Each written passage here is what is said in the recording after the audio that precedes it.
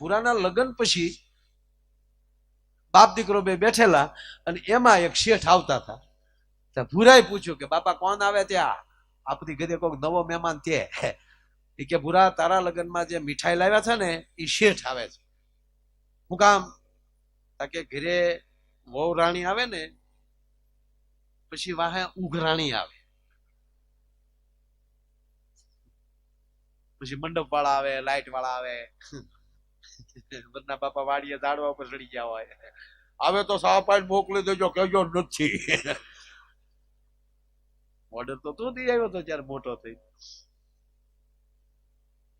મેરુભાઈ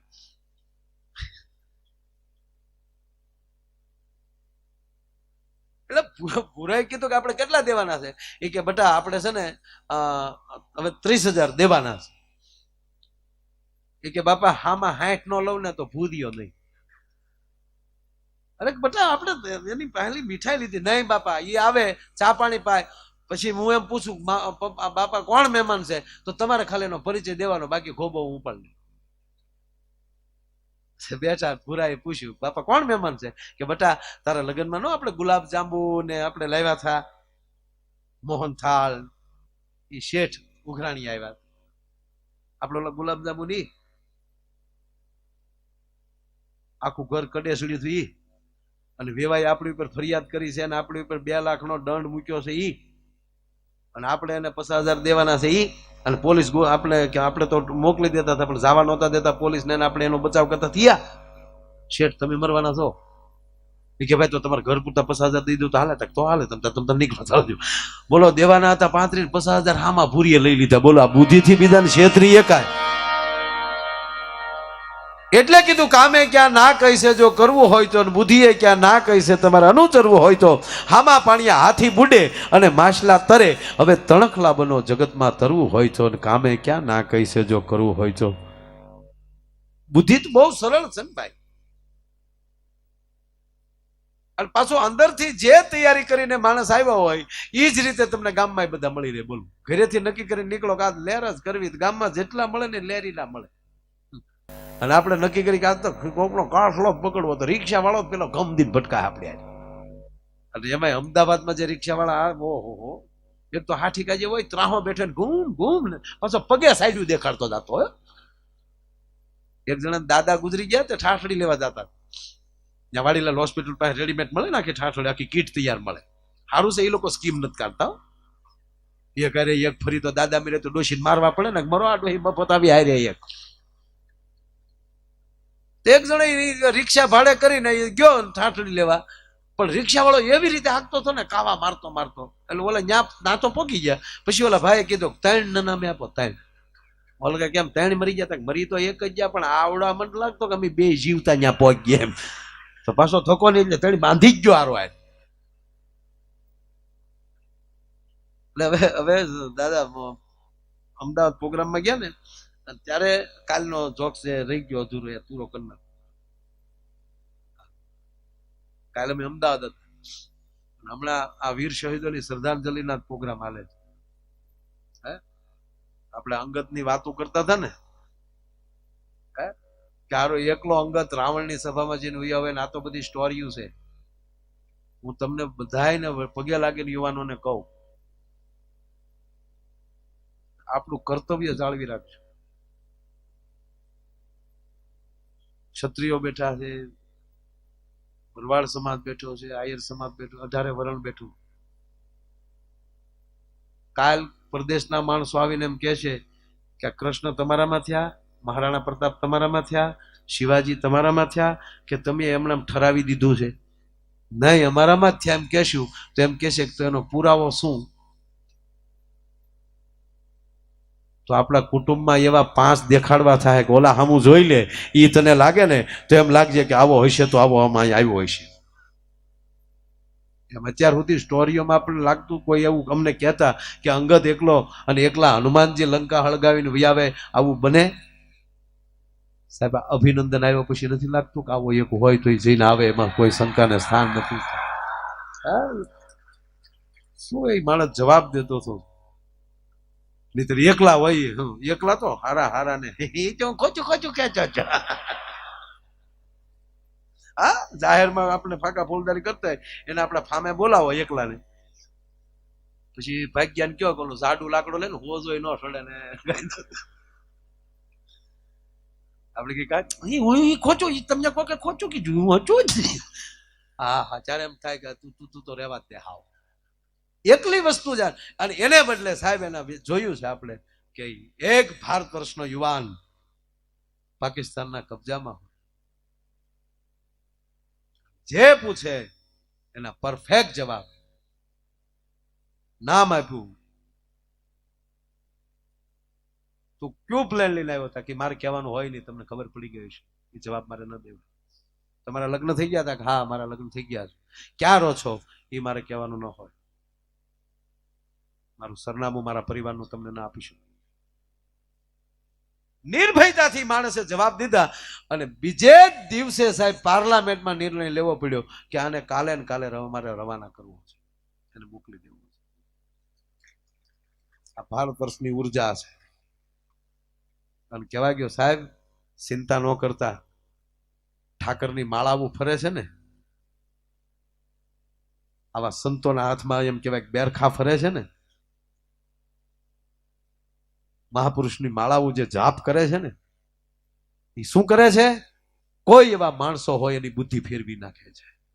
ભારત પ્રત્યે કોઈ ખરાબ વિચાર કરતો હોય એને પણ એમ કહેવાય કે ફેરવી નાખે છે. પૂજ્ય મોરારી બાપુના શબ્દોમાં કહું તો એટલું જ કે અમેરિકા વાળા એક બટન દબે તો વિશ્વનું પૂરું થઈ જાય એવા બોમ્બ એની પાસે પડ્યા છે.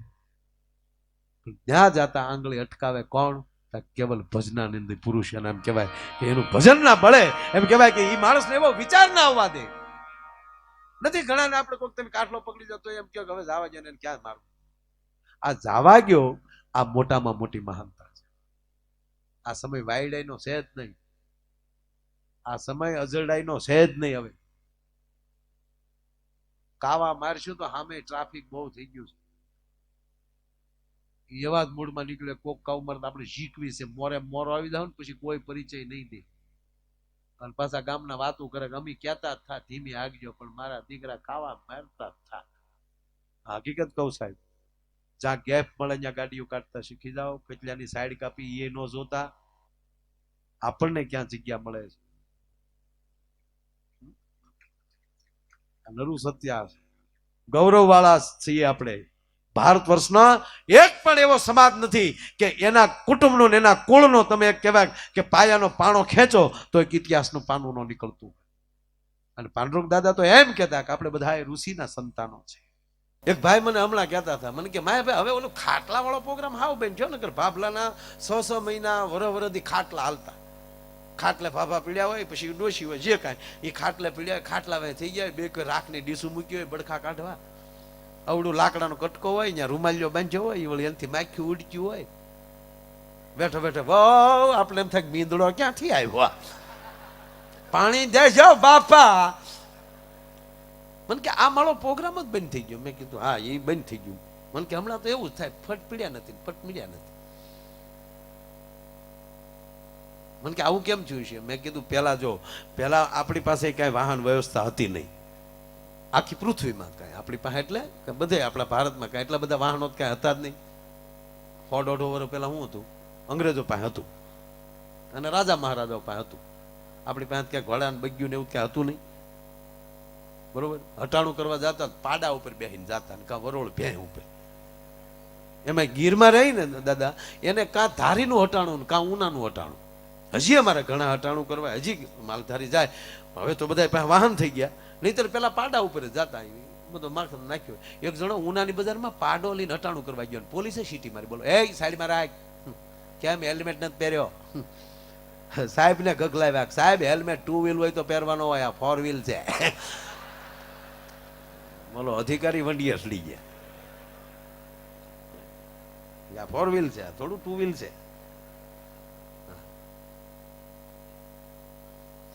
એટલે મેં કીધું પેલા વાહન વ્યવસ્થા નહોતી, તેથી જમરાજા પાસે વાહન વ્યવસ્થા નહોતી.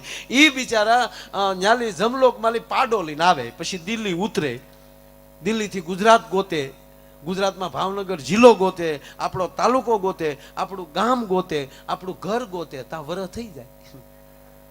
તો અત્યારે અહીંયા કોમ્પ્યુટર આવી ગયા તો ન્યાય જમરાજાએ ગોઠવી જ નાખ્યું હોય ને, નો હવે ત્યાં ખેપ મારતા જ નથી, ડાયરેક્ટ આમાં કોમ્પ્યુટરમાં જ જોઈ લે કઈ તારીખે આવ્યા છે, આ તારીખે આવ્યા છે, કઈ તારીખે પૂરું થાય છે, આ તારીખે પૂરું થાય છે, આમ કરીને ડબ દિન ન્યા સાપ પડે, માયો યાર ગાતો હોય તો ડબ દિન ન્યા પાછા ગામ વાતો કરે, આ ઘડે રામાપીનો હેલો ગાતા હતા તો લઈ ગયા. અને પછી આ દાદા દુનિયા બહુ રેડી છે હો, ગાતા ગાતા કદાચ ગુજરી ગયા હોય ને તો કઈ ડાયરા બેન ન રાખ્યો, એ ભાઈ એને એક લઈ જાઓ ને બીજાને બેસી ખોટું પબ્લિક એના થતું. અને પાછા ઉપેલી આપણને ઠપકો દે, અમે કહેતા હતા એટલી ઓછું ગવાય જ નહીં, રઘુ ક્યાં ગઈ ઘડી હકીકત. અમારે એક સ્ટેજ ઉપર બનેલો એક બેન ગાતા ગાતા ટળી ગયા, એટલે બોલે કે લુગડું થાકી જાવ લઈ જાઓ, પછી અપસકુન થાકડો બીજાને બેહાડજો, બીજાને બેહાડજો. પણ કહેવા ગયો સાહેબ, જ્યાં ભગવાન હોય અને જ્યાં ભોળા હોય ત્યાં ભગવાન વહેલો હોય. હમણાં એક છોકરો ભણવા ગયો ને, એટલે આગલે દી નહોતો ગયો ભણવા હો સાહેબ, તે બીજે દી ભણવા ગયો એટલે એના સાહેબ ખીજાણા, કેમ કાલ નહોતો આવ્યો, કેમ કાલ સ્કૂલ પાડી.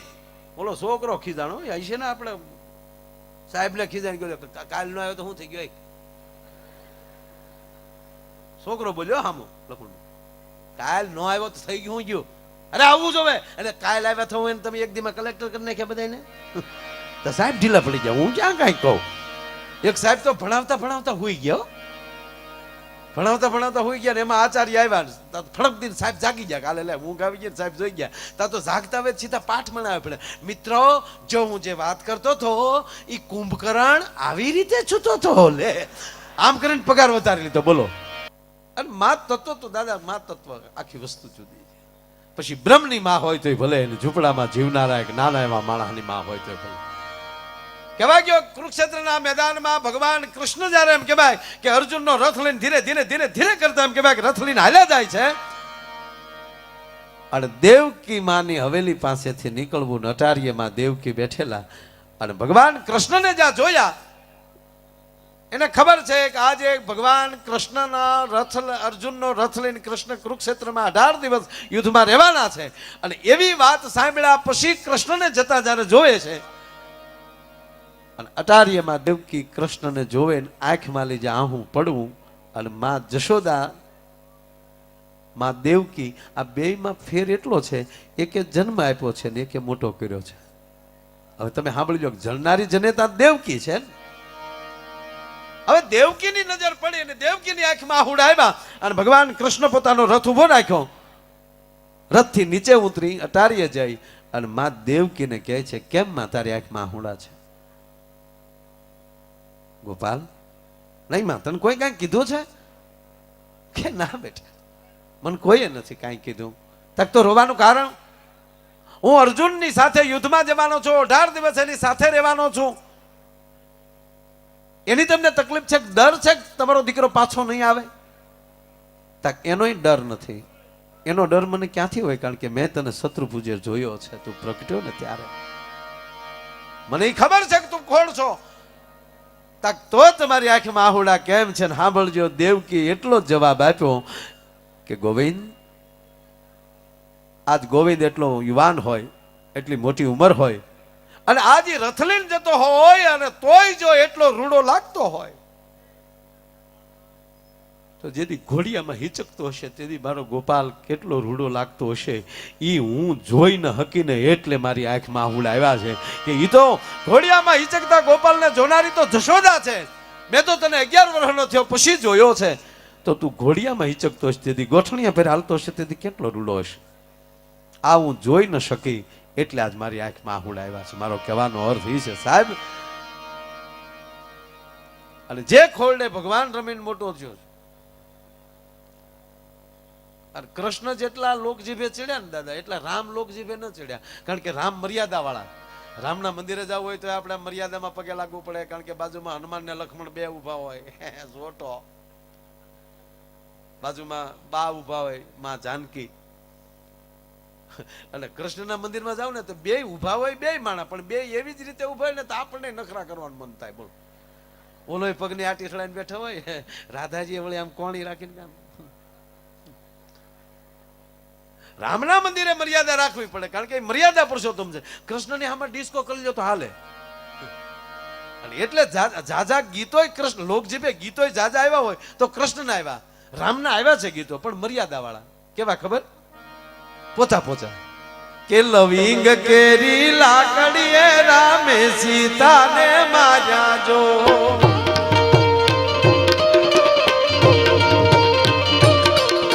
એ લવિંગ કેરી લાકડીએ રામે સીતાને માર્યા જો,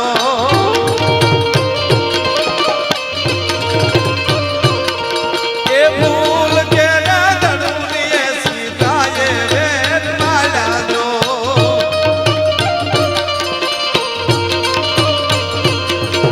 એ લવિંગ કેરી લાકડીએ રામે સીતાને માર્યા જો,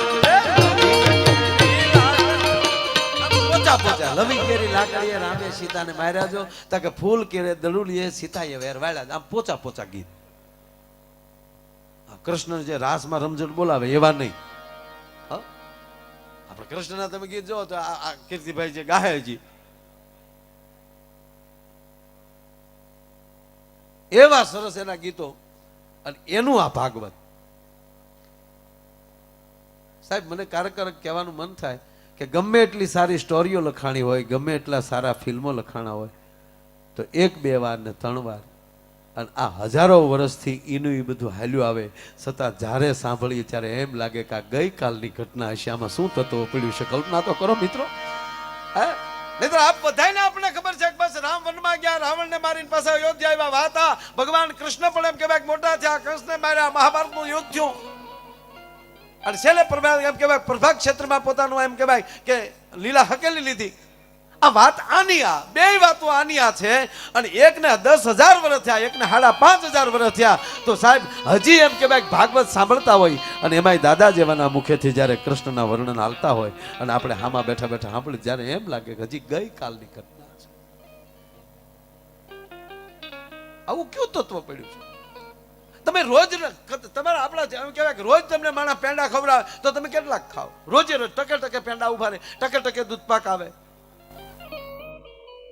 કહેવા ગયો સાહેબ આ વસ્તુ કેદી નહીં ગમે. મારા ભીખુદાનભાઈ કહે ઘણી વાર કે આ વાતો કેદી નહીં ગમે કે જેથી હોનાને કાટ મળશે લાગવા, અને જેથી ગંગાના નીરમાં દુર્ગંધ મળશે આવશે, પછી એમ કહેવાય કે આ એમ કહેવાય કે આ નહીં ગમે. પછી ત્યારે ઈ પ્રજાને આ નહીં ગમે. પણ હોનાને કોઈ દી કાટ નથી લાગવાનો, અને ગંગામાં કોઈ દી દુર્ગંધ નથી આવવાની. શું કામ? 100 કિલોમીટર ને અંતરે મહિને 2 મહિને આવા કાર્યો જે ચાલુ થયા ને, અને ખરેખર અજીતભાઈ અત્યારનો જે યુગ છે ને ખરેખર ટના ટન આવ્યો છે. સાહેબ ભાગવતના મંડપ ન ખાય તો અવડા મોટા, રામકથાના મંડપ ન ખાય તો અવડા મોટા. નકર કૃષ્ણ પોતે ગીતા બોલતો હતો, અર્જુન સિવા મારો દાદો કોઈ સાંભળવા વાળો નહીં. આખા મહાભારતના યુદ્ધમાં અર્જુન એક સાંભળતો હતો, બાકી તો હો ની તલવારી જ ગણતા હતા. અલા ભાઈ સાલું ક્યારે કરવાનું છે?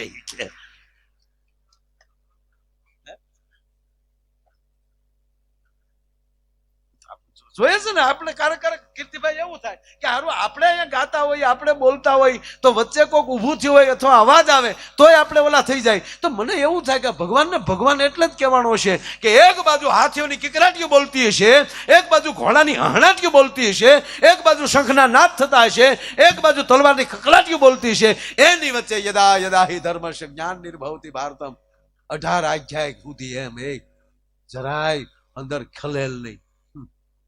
આ ના રહે. સાંભળતું નહોતું. હનુમાનજી ધજા ઉપર સાંભળતા હતા, સંજય ઘીરે બેઠો બેઠો સાંભળતો હતો.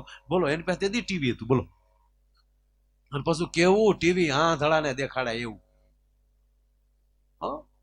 ધૃતરાષ્ટ્ર બાપુ તો આંધળા હતા હાવ. અને મને દાદા વિચાર ઈ આવે કે આખી ગીતા પૂરી થઈ ગઈ ત્યાં સુધી વચ્ચે એક પણ વાર ધૃતરાષ્ટ્ર એમ ન બોલ્યો કે ઓહો સંજય. હાલો એ તો શું કહ્યું, પણ 11મા અધ્યાયમાં જયારે વિરાટ રૂપ ધારણ કર્યું અને એનું વર્ણન સંજય જેથી એમ કહેવાય કે ધૃતરાષ્ટ્રને સામે કરતો હશે, ત્યારે તો કમસે કમ ધૃતરાષ્ટ્ર એટલું બોલ્યો હોત કે જટ રથ તૈયાર કરો, મારે ગોવિંદની સામે જવું છે. તો સાહેબ પ્રલય ટળી ગયો હોત. પણ જે વ્યક્તિ પાસે જ્યારે મોહ લાગી જાય છે, જે વ્યક્તિ પાસે જ્યારે લોભ લાગી જાય છે, અને ત્યારે કોઈ વ્યક્તિ એમ કહેવાય કે કૃષ્ણના પણ વખાણ કરે તોય એને ગમતું નથી, કારણ કે ધૃતરાષ્ટ્રને ગમ્યું જ નહીં. છેલ્લે જ્યારે યુદ્ધમાં એમ કહેવાય 18 અધ્યાય પૂરા થયા યુદ્ધ માટે તૈયાર થઈ ગયો અર્જુન, અને ત્યારે ધૃતરાષ્ટ્ર બોલ્યો કે મારો અર્જુન તો બહુ ડાયો હતો, એ તો બાંધવા માંગતો જ નહોતો, ઓલા કાળિયાએ જ આને ઊભો કર્યો. નહીં દેખાડો એને, એ ન દેખાડો કે 18 અધ્યાયમાં ભગવાન અત્યાર સુધી જ્યારે કુરુક્ષેત્રના મેદાનમાં અર્જુનને જ્યારે એમ કહેવાય કે યોગ કરી રહ્યા છે, તો એમાં યોગમાં મારો સંજોગ થઈ જાય તો કેવું રૂડું થાય, આવું ન થઈ શકે. અને વાતે હાચી છે ને, તમારા મોબાઈલમાં BSNL નું કાર્ડ હોય અને તમે આપણે આઈડિયાના ટાવર પાસે ઉભા રહી, કોઈ દી કવરેજ ન આવે. ભલે મોબાઈલ એપલ હોય કે સારી કિંમતનો હોય અને બેલેન્સ ફૂલ હોય, બેટરી ફૂલ હોય, પણ જે નેટનું તમારી પાસે જે કાર્ડ જે નાખ્યું છે એનો જ તમારી પાસે ટાવર નહીં હોય, એ કોઈ દી એની અંદર એમ નેટવર્ક નહીં આવે. એમ કહેવાય ગયો સાહેબ, એમ ભલે ગમે ત્યાં જન્મા હોય પણ જેની અંદર કૃષ્ણ તત્વ અને પોતાના સદગુરુ કાળિયા ઠાકરની કૃપા ન હોય ને, તો કોઈ દિવસ એમ કહેવાય કે એમાં કવરેજ ના આવે, ના આવે ને ના આવે. બાકી નરું સત્ય છે માણસમાં. તમે મને ખરેખર વિચારી આવે કે આ ફિલ્મ બને અજીતભાઈ, તો એ વિલન ફિલ્મે એક વિલન જોતો હતો, કોઈ ફિલ્મમાં ઉતરત. હું જેથી નાનો હતો ને, હજી નાનો છું, હવે અમારે સાહેબે પ્રવાસ કરેલો, અને લગભગ 5મું ભણતા લગભગ, અમને સાહેબ ફરવા લઈ ગયા અમારા સાહેબ. અને જે સાહેબ હારા હોય ને એ પ્રવાસ બહુ કરાવે, કારણ કે એનું ફેમિલી ફ્રી હોય, પાછા એના છોકરા આપણે તેડવાના. સાહેબ ક્યાં ગયા? આયા બેઠા છે. સાહેબ સંચાલન સારું કરી રહ્યા છે, દાદાને તાળીના ગરડાથી વધાવો. આખી કથાનું સંચાલન પોતે દિવસે. પણ આ દાદા સાચી વાત ને? હા, એ હમણાં મેં નિશાળ કરી પછી ખબર પડી. અમે સાપુતારાનો પ્રવાસ કર્યો જાડેજા સાહેબ. સાપુતારામાં ગયા ને પછી વળતા ઓલું ડાંગ આહવાનું જંગલ આવે ને આડું, તો ત્યાં ત્યારે મને ખાસ ખબર નહીં, ત્યાં ગયા હતા રામાયણનું શૂટિંગ ચાલતું, ત્યાં રામાયણ સિરિયલ રામાનંદ સાગર એનું ચાલુ શૂટિંગ. સાહેબો કે આપણે એની મંજૂરી લઈ તો જવા દે તો આપણે શૂટિંગ જોવાનો લાભ મળે. પણ દાદા હકીકત ત્યારે એ ખબર જ નહોતી કે આ ફિલ્મ બને. અમને એમ જ હતું કે હાસુકલાય છે રામ ને રાવણ, એનું શૂટિંગ ઉતરે ગામડામાં હાવ રહેતા, આપણે કઈ ખબર નહીં. તો ઓલા મંજૂરી આપી, કારણ કે એને રીસ વાંદરા ઘટતા હતા. અમે બધા સાહેબો અને છોકરા ગયા. તમે ત્યાં ગયા ને, ત્યાં સીતાજી ને રાવણ બે પાસે બેઠા બેઠા સા પીવે ખુરીશ. દીપિકાજી અને આપણા ગુજરાતનું ગૌરવ અરવિંદભાઈ ત્રિવેદી. પછી ઓલાએ કીધું કે એ અરવિંદભાઈ છે, આ દીપિકાબેન છે, આ દીપિકાબેન સીતા બન્યા છે, અરવિંદભાઈ રાવણ બન્યા છે. ઠીક, મેં કીધું નોરતા રમે એમ? મને કે હા એમ કયો ને. પછી શૂટિંગ ચાલુ, પછી શૂટિંગ જઈ ને ત્યારે બહુ મજા. બોલો યુદ્ધ હાલતું હોય, યુદ્ધમાં તો રાવણ કે સીતાજી નો જ હોય, તો સાઈડમાં બેઠા, યુદ્ધ તો બીજા કરતા હોય. આમાં એવું છે હો. બોલા બધા ગાંધીનગર બેઠા હોય, આપણે ગામડામાં સુલા સુધી પોગાડી દઈએ છીએ. બોલા ત્યાં તો ભેગા ડોહા સા પીવે, ત્યાં કઈ વાંધો છે જ નહીં. શૂટિંગ જોતા હોય તે જે વાતો થતી હોય એ ડબિંગ નો થાય. શૂટિંગ જેને જોઈએ ખબર છે. આપણે હામાં રીસ ને વાંદરા રાક્ષસો જમજમાટી બોલાવતા હતા ને, હામાં વાતો આમાં લડતા જાય ને પાછા વાતો કરે. તમે કેટલા ભાઈ? તમે 4 ભાઈ. હું ધંધો કરો? 2 રાક્ષસ છે, 2 વાંદરા છે. અહીંયા સહી બધા પગાર શું છે? અમને 150-150 રૂપિયા નક્કી કર્યા. રામાનંદ સાગર એમ કહેતા હતા કે હજી જો 50 દિવસ હાલશે ને વધારે તો પાછા તમને 200-200 રૂપિયા વધારી દેવું. જમવાનું છે કે જમવાનું જનરેટર છોડે, ગાંટલા નાખીને હોઈ જાય છે. તારી પાસે માવો કેવું કઈ છે? મારી પાસે કઈ નથી. તો હું ધોડે આવો ગમદીન પાડી દેતો.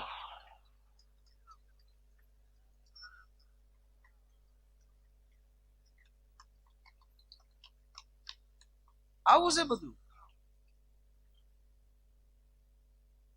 આ તો પછી એનો ત્યાં ગયા નિર્માતા ને એને ખબર હોય, પછી પાછું મઠારીને બધું ભેગું કરે. એમ આપણે તો વાસ્તવિક એવા જ છીએ, પણ આપણો સદગુરુ ને આપણો ઈષ્ટદેવ આપણે મઠારીને ભેગા કરે છે. આ બુદ્ધિ તત્વ જ એવું છે. એક કાશીના પંડિત સંસ્કૃતના વિદ્વાન પોતાની સંસ્કૃત પાઠશાળાઓ ચલાવે, સંસ્કૃતિનો પ્રચાર કરે, સતત હરિભજનમાં રચ્યા પચ્યા રહે અને કેવી રીતે સંસ્કૃતિ વધારે પ્રચલિત થાય એની સતત ચિંતા કર્યા કરે. પણ એમ કરતા કરતા કરતા મોટી ઉંમર થઈ ત્યારે એના સદગુરુ પાસે જાય કે ગુરુજી મારું આપ બધાની કૃપાથી બહુ સરસ મારું કાર્ય ચાલે છે, પણ મને ચિંતા એ છે કે આનું આ કાર્ય ધપાવી રાખે એવો વારસદાર મારે નથી. મારે સંતાન યોગ છે કે નહીં? ગુરુએ કીધું એક કામ કરો, શિવનું ભજન કરો, મહાદેવનું ભજન કરો. અને આ પંડિત એમ કહેવાય શિવ ઉપાસનામાં ગંગાના ઘાટ ઉપર બેસી ગયા અને સમય થતા મહાદેવ પ્રગટ્યા. મહાદેવે કીધું માગી લો પંડિત, શું આપું? અને ત્યારે કીધું મહાદેવ આપ તો અંતર્યામી છો, આપની સામે મારે શું કહેવાનું હોય? ના પંડિત, છતાં માગો કે પ્રભુ મારે એક સંતાન યોગ નથી, મને એક દીકરો આપો. અને મહાદેવે કીધું કે સપૂત આપું કે કપૂત? ભોળાનાથ ભોળાનાથ છો, કારક ઢોંગે સડી જાય. બોલો પંડિત, તમને સપૂત આપું કે કપૂત આપું? મતલબ એટલો કે કપૂત હશે એ લાંબુ જીવશે, તમને પીડા દેશે, અને સપૂત હશે એ ટૂંકું જીવશે અને તમને સુખ આપશે. એટલે પંડિતે કીધું તો સુખ આપે, આપણા લાલચ તો ખરી જ ચાલે, કે તો સપૂત આપો.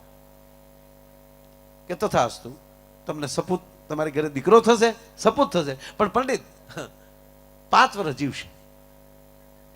5 વર્ષ જીવશે કીધું એટલે સુખે થયું ને પાછું દુઃખે થયું કે 5 વર્ષ જીવીને વયો જાય તો એનાથી મોટું દુઃખ શું? પણ કાંઈ વાંધો નહીં, મહાદેવે કીધું છે ને. અને સાહેબ યોગ થતા ઘરે દીકરાનો જન્મ થયો અને દીકરો ધીરે ધીરે ધીરે ધીરે એમ કહેવાય 4 વર્ષનો થયો અને કેવલ 1 વર્ષ હવે મૃત્યુ આડું બાકી. અને આને ચિંતા થઈ, ફરીવાર સદગુરુ પાસે જાય છે. ગુરુજી મને એકને જ ખબર છે કે મારો દીકરો 1 વર્ષ પછી ગુજરી જવાનો છે, હવે આનો કઈ રસ્તો ખરો?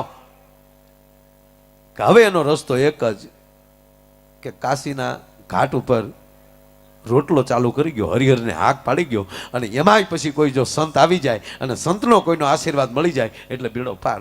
વાત છે 1 મિનિટની મિત્રો, પણ એક ટુકડો કેટલું માણસને કરી દે. અહીંયા તમે જોવો છો કે જ્યારથી કથા ચાલુ થઈ અને ત્યારથી કેટલું હરિહર ચાલે છે. આ માણસને કીધું કે તમે એક સંતોનો જો કોઈ આશીર્વાદ મળી જાય. હવે આ પંડિત તો એટલા બધા ભાવ વિભોર કિશોરસિંહ થઈ ગયા કે જેટલા જમવા આવે ને એમાં એને સાધુ જ દેખાય, સંત દેવ. પધારો વાલા, પધારો વાલા, એમ કરતા કરતા કરતા સાહેબ 5 વર્ષમાં 4 દિવસ બાકી રહ્યા અને એમાં સપ્ત ઋષિ આવીને ઉભા રહી ગયા. સપ્ત ઋષિનો આમ પ્રવેશ થયો એટલે પંડિત અને એમ કહેવાય કે એમના પત્ની બે એમ દંડવત પ્રણામ કર્યા, પગે લાગ્યા. અને એમાં જે ઓલો બાળક હતો જેના મૃત્યુ આડા હજી કેવલ 4 દિવસ હવે બાકી છે, એ છોકરો જ્યાં પગે લાગ્યો તો 7 ઋષિના મોઢામાં જવાબ નીકળી ગયો, આયુષ્માન ભવ, આયુષ્માન ભવ કીધું એટલે વચ્ચેલી માવતર હટી ગયા. અને પંડિતે કીધું કે ઋષિ તમે જાણો, ભોળોનાથ જાણે, કારણ કે હવે આના મૃત્યુ આડા કેવલ 4 દી છે અને સપ્ત ઋષિના મુખમાંથી શબ્દ નીકળી જાય કે આયુષ્માન ભવ, તો કાલ હવારે સાધુને ઋષિઓ ઉપર ભરોસો કોણ કરશે? એટલે કે પંડિત કરી ભારે, કાંઈ વાંધો નહીં, લાવો છોકરો તમારો અમારી પાસે. અને સપ્ત ઋષિ અને એમ કહેવાય કે બ્રહ્માજી પાસે લઈને ગયા એટલે સપ્ત ઋષિ બ્રહ્માજીને પગે લાગ્યા, બ્રહ્માને પ્રણામ. એટલે સામે બ્રહ્માજીએ કીધું સપ્ત ઋષિને પ્રણામ. છોકરાને ટાપલી મારી, છોકરો મોર થયો, છોકરા બ્રહ્માને પગે લાગ્યા એટલે બ્રહ્માજીના મુખમાંથી નીકળી ગયું આયુષ્માન ભવ. સપ્ત ઋષિ વચ્ચેથી નીકળી જાય તમે જાણો, ભોળોનાથ જાણે. કેમ તક આમ હવે દી 3 બાકી છે. અરે તમે ગરીબ ભાઈ ને, પણ હવે ઋષિ તમે ભાગદાની મારી હારે આલો. એટલે સપ્ત ઋષિ, આ છોકરો અને બ્રહ્મા એ સીધા કૈલાસમાં યાતે રુદ્ર શિવા તનુર ઘોરા પાપ કાસિની ત્યાર સનવા સંત મયાગિરી સંતા બિશાક સિંહ હર હર મહાદેવ હર હર હર મહાદેવ હર. બ્રહ્માના 5 મુખ, આ બાજુ એમ કહેવાય 7 મુખ 7 ઋષિઓના. અને કહેવા ગયો સાહેબ એ 12 મુખે જાય એમ કહેવાય કે વાણી જ્યાં નીકળવા મળી અને મહાદેવે આંખ ખોલી. સપ્ત ઋષિને પ્રણામ, બ્રહ્માજીને પ્રણામ. સામેથી એમ કહેવાય કે સપ્ત ઋષિને બ્રહ્માએ કીધું કૈલાસપતિના ચરણોમાં પ્રણામ. છોકરાને મોર કર્યો, છોકરો પગે લાગ્યો, મહાદેવના મોઢામાં શબ્દ નીકળ્યો આયુષ્માન ભવ. સપ્ત ઋષિ બ્રહ્માજી એક બાજુ હટી ગયા કીધું કે તમારા કર્યા તમે ભોગવો. મતલબ છે કે મતલબ બીજો કાંઈ નહીં. હવે જોવો તમે, અમે હલવાના હતા, અમારે જવું ક્યાં, એટલે તમારા સુધી અમે પહોંચ્યા છીએ. હાલ જે મહાદેવે આમ જોયું, એટલે કે આ તો મેં ઓલા પંડિત ને આપ્યો તો એ છોકરો છે, કે બસ ઈ જ. અને અમારા મોઢામાંથી આયુષ્માન ભવન નીકળી ગયું, તમારા મુખમાંથી આયુષ્માન ભવન નીકળી ગયું. હવે તમે મહાદેવને સંભાળો. જો આ ચિત્ર બધાએ જોયેલું છે, ફોટો બધાએ જોયેલો છે કે એક નાનું બાળક શિવજીને લિંગને બધ ભરીને બેઠું હોય છે.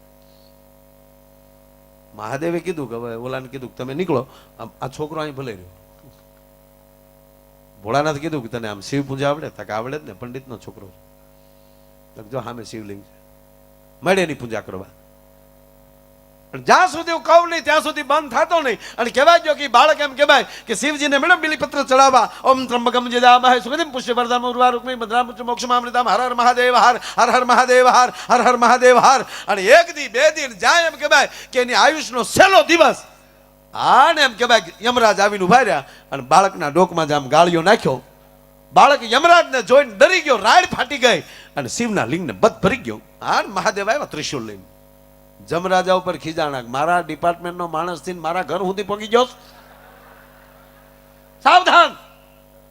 જમરાજ કે મહારાજ માફ કરજો બાપુ, મોટા બાપુ, તમારા ડિપાર્ટમેન્ટનો માણસ છું, તમે મહાકાલના કાલ મહાકાલ છો. હું તો કેવલ કાળ છું, પણ તમે મહાકાળ છો, તમારે આગળ મારું ચાલે નહીં. પણ સમય પ્રમાણે મારી નોકરી ન કરું તો તમે ડિસમિસ કરો,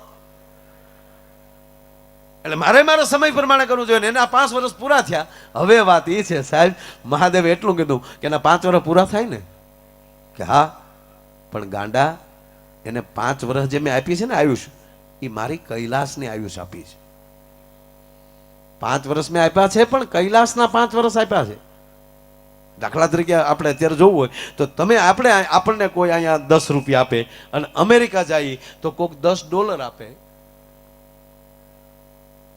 લંડન જાય તો કોઈ 10 પાઉન્ડ આપે છે. 10 નો જ આંકડો, પણ રકમ વધી જાય છે.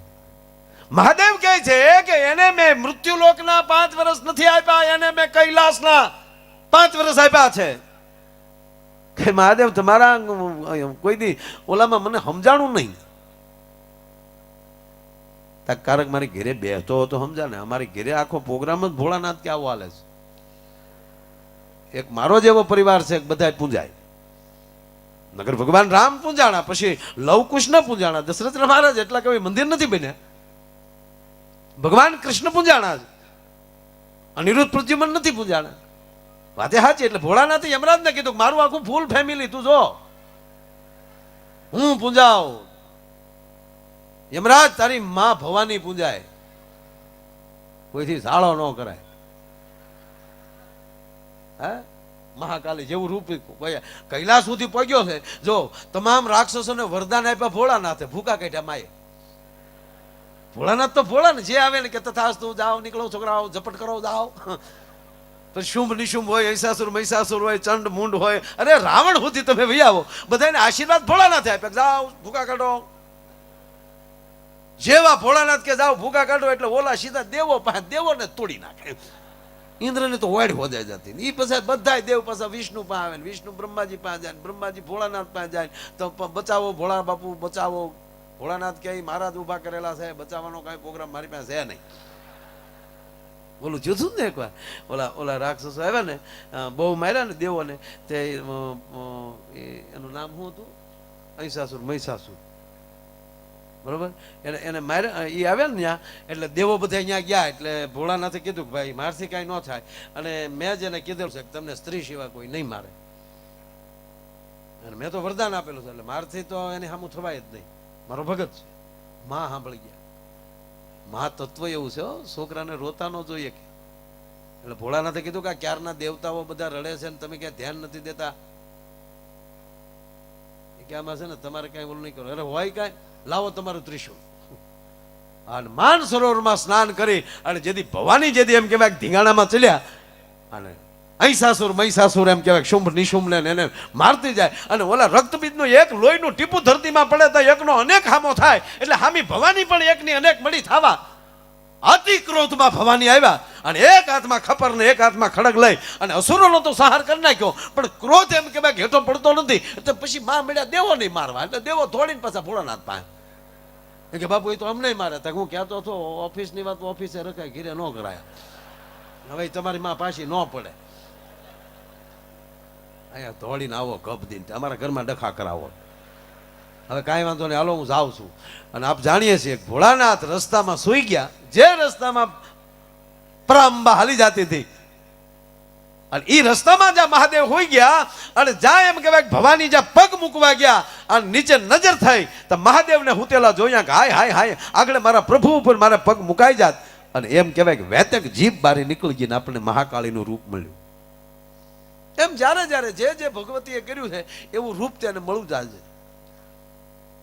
આજ ભગવાન શિવ એમ કહે છે કે આને મેં 5 વર્ષ આપ્યા છે પણ કૈલાસના. તાકે પ્રભુ સમજાણું નહીં. તાકે સતયુગ, ત્રેતા, દ્વાપર અને કળયુગ આ 4 યુગ પૂરા થાય ત્યારે એક બ્રહ્માનું પૂરું થાય અને એવા 10 બ્રહ્મા બદલે ને ત્યારે મારો કૈલાસનો 1 દિવસ થાય.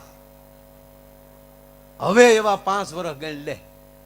બોલો કે એ ગણિત તો અમારા દાદાએ નથી ભણ્યા હોય. તો અમને મોટા બાપુ કહેતા છે બધા નીકળ નીકળ. કેટલા વર્ષ થાય એ આંકડામાં જ ન આવે સાહેબ. બાળક બીજું કોઈ નહોતું, ઋષિ માર્કંડ પોતે હતા. મારો કહેવાનો અર્થ એ છે કે આશીર્વાદ મળી જાય ને તો માણસ અમર થઈ જાય. જેની આયુ 5 વર્ષની હોય પણ કોઈ મહાપુરુષના આશીર્વાદ મળી જાય ત્યારે એની આયુ લાંબી થઈ જતી હોય છે. અને કહેવાય કીર્તિભાઈ બહુ સારી વાત કરી કે જે માલધારી વરણ છે ભોળું વરણ તો છે જ ભાઈ.